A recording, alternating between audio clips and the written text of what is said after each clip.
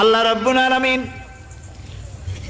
কোরআনে কারীমের ভিতরে নবীজির নাম একটি বারের জন্য নাম ধরে তাকে ডাকেন নাই, বরং তিনি বলেছেন তোমরা পরস্পর পরস্পরকে যেভাবে নাম ধরে ডাকাডাকি করো আমার নবীকে সেভাবে নাম ধরে ডাকবে না।